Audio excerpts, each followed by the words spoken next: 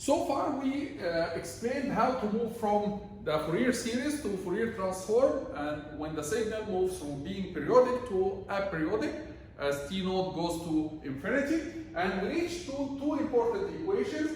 The first equation is the Fourier transform equation that moves from the time domain to the frequency domain. So if you have a function in the time domain called g of t, and you will move to the its magnitude spectral density or to a spectral density, then you use this equation, integration from negative infinity to infinity, g of t exponential minus j omega t dt. This will move you to the spectrum or frequency domain.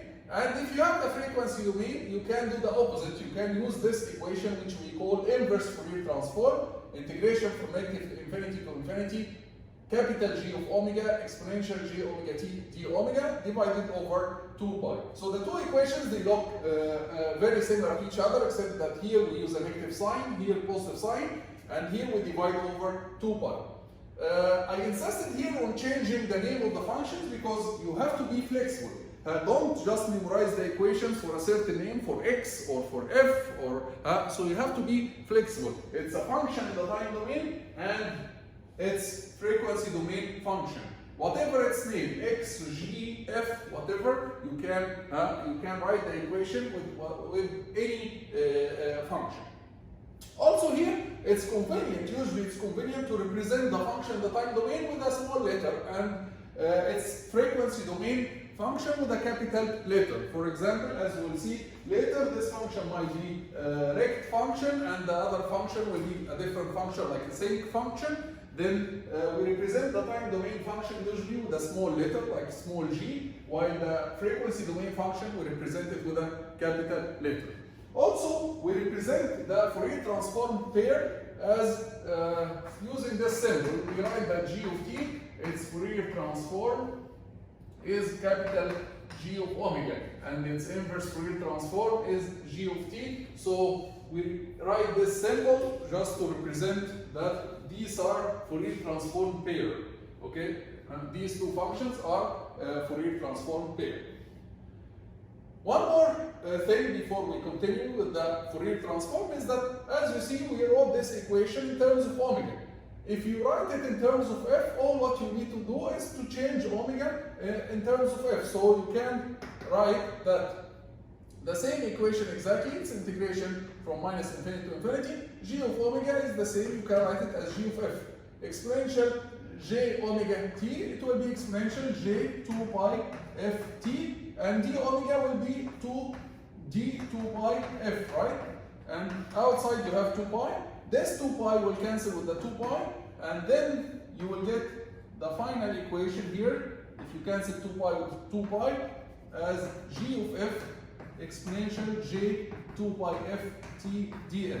So sometimes in some textbooks you will find that the inverse Fourier transform equation, it is in terms of f hertz rather than omega, which is radian per second, and in this case you will not have the 2 pi 1 over 2 pi outside here. It will be written very simple like this. And you have again to be flexible in dealing with omega or f. It's very, very simple. All what you need to do is you change omega with 2 pi f. Okay? And if you have just a function written as a symbol, right, like this, g of omega, you can just write it as g of f. And then in the expression you change omega with f. Yani for example, if you have g of omega equals omega squared plus 3 omega, and I ask you what is g of f, you can write the g of omega can be transformed to g of f by changing every omega to f. Now, this is written as g of f. Also, g of omega and g of f, if you plot them, if I give you a g of omega plotted with omega, like a function like this, and let's say here, this is 10 pi, this is 1, and this is negative 10 pi, okay? And I ask you to plot this function with f, okay? Then it will be the same, exactly the same function, except that the horizontal axis is going to change. So, instead of 10 pi, when omega is 10 pi, f will be divided by 2 pi, it will be 5 first. And instead of negative 10 pi, it will be negative 5 first. So basically g of omega and g of f, it's exactly the same function, except that the horizontal axis, instead of being omega, it will be f. This is in the plot. In the expression, they are exactly the same function, but you change omega with 2 pi f.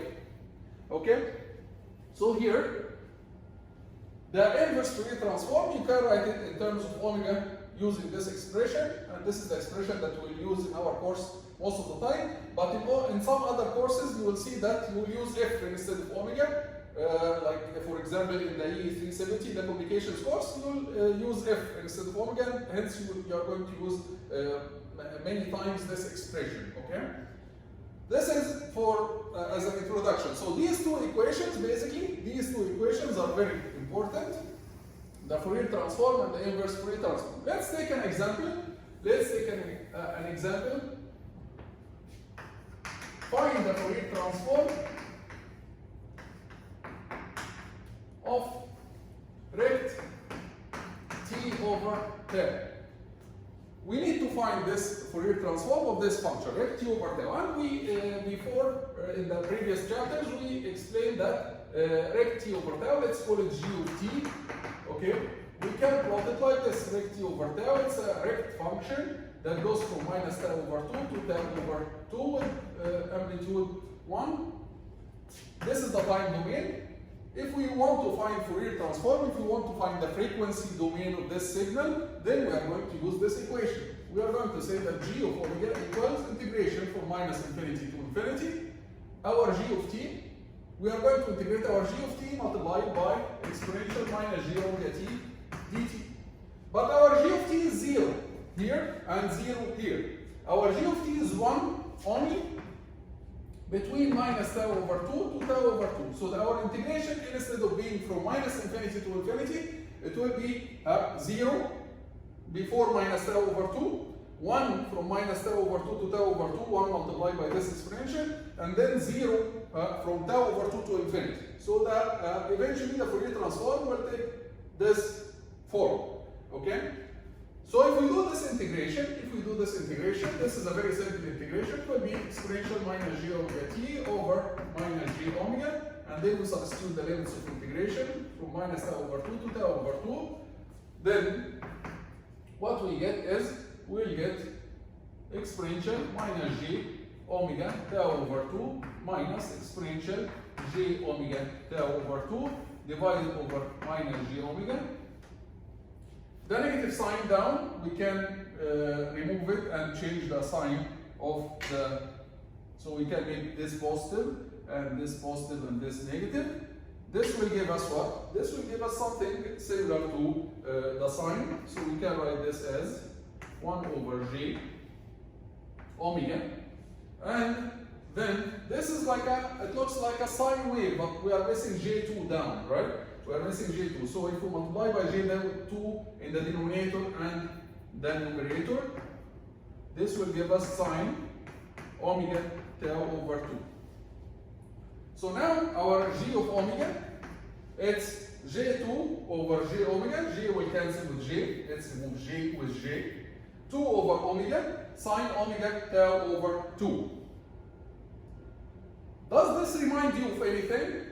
We have sine, the variable, multiplied by constant, divided by the variable. This is not a sine. If you have sine the variable divided by the variable, this is not a sine function.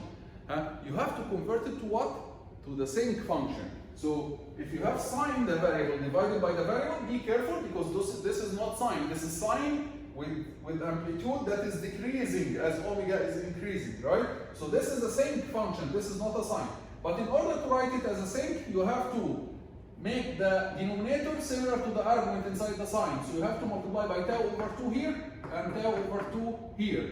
Now, sine this over this, it gives you sinc. So we'll get here tau, sinc, omega, tau over 2. So the transform of a rect t over tau, we can say now that the Fourier transform of rect t over tau is tau sinc omega tau over 2.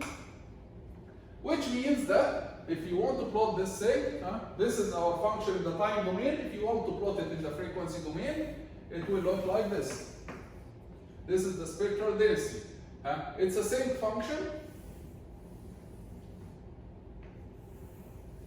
with amplitude tau. So instead of being 1 here, it's multiplied by tau, so it will be tau here. The zeros, they happen when the argument inside the sinc is pi or 2 pi or 3 pi. So the argument inside the sinc is omega tau over 2. When it is equal to positive or minus pi, positive or negative 2 pi, or positive or negative 3 pi, this will give you the zeros. So this happens when omega equals 2 pi over 2, or 2 pi over tau, or 4 pi over tau, or 6 pi over tau, and so on. Same from the negative side, negative 2 pi over tau, negative 4 pi over tau, and so on. So this is the frequency domain of our signal. Our signal in the time domain, it looks like this. In the frequency domain, it looks like tau sinc omega tau over 2, and if you want to sketch it, it will look like this, right? So this is for that as an example to start with, to practice how to calculate Fourier transform. Next, we are going to discuss the properties of Fourier transform. We are going to discuss that. We have many properties of Fourier transform. The first property, the first important property about Fourier transform is the linearity property. Linearity property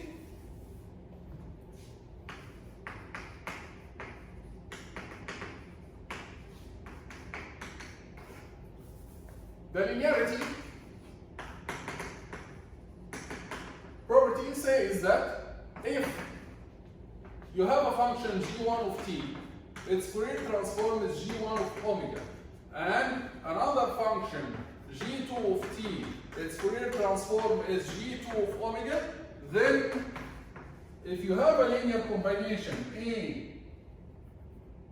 a multiplied by g1 of t, where a is a constant, plus b g2 of t, where b is a constant, then the Fourier transform is going to be the same linear combination of the Fourier transform a g1 of omega plus b g2 of omega. This is the linearity property. It's a very important property because later we'll have a linear combination of different functions. You know the Fourier transform of this function, you know the Fourier transform of this function.